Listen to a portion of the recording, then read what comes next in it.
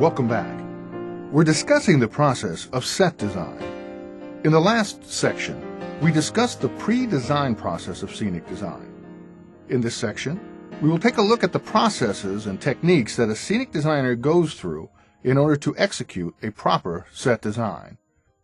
The designer will need to prepare a set of working drawings in order to effectively communicate with the director and his set crew. Perhaps the most essential working drawing for the designer is his floor plan.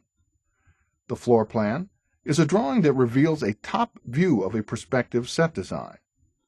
This drawing allows the designer to place the artistic and abstract notions of his design into the actual performance space. This is where creativity and reality must be blended together. The designer may have a magnificent visual plan in mind, but if it doesn't fit into the performance space, it is of little consequence. The floor plan begins with a scale top view of the stage itself. Often, the scale is represented as 1 foot of actual space equaling 1/4 inch of space on the drawing.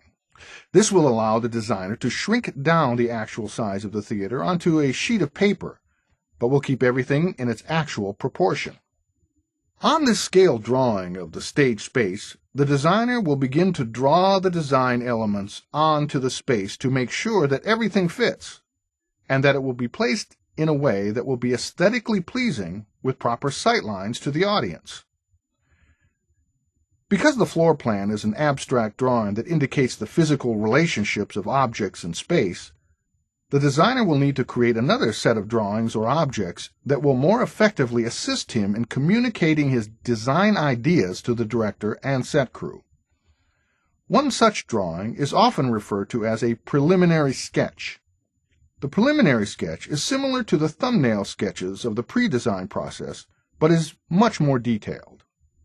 Often rendered in ink or pencil, this perspective drawing, done in proper scale, will reveal what the prospective set design will look like from the audience's point of view. The preliminary sketch rarely includes color, as it is at this process where the designer and director may look at the drawing and make specific color decisions about the set. From the preliminary sketch, the director may make further suggestions for change. Final decisions are made, and the designer then goes about the task of putting together his final set design.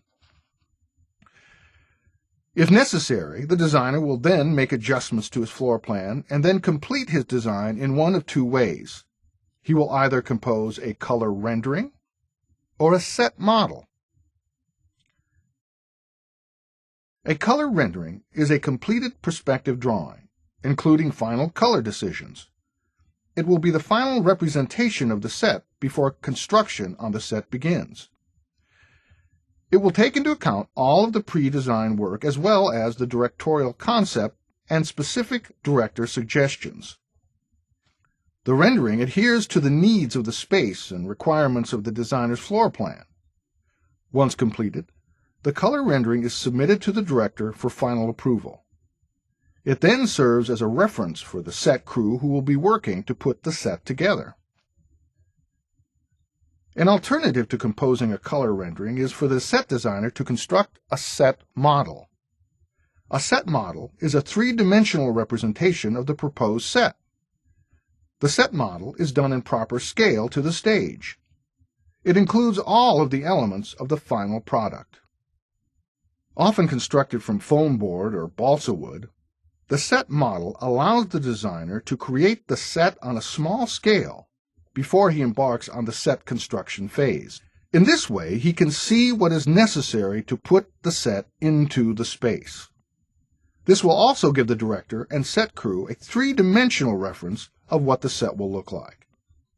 Since the set itself is not always available in the early rehearsal process, many directors will even use the set model as a reference for preliminary rehearsals, pointing out to the actors on the model what their blocking will be and how they will interact with the set. Whether the designer finishes his set by putting together a color rendering or a set model depends on the nature of the play, the skills of the designer, and the needs of the director. The next step for the designer is to put together a series of working drawings that will allow him to communicate with his crew how to construct the set that has been designed. Go to your task for this section, and we'll continue afterwards. See you next time.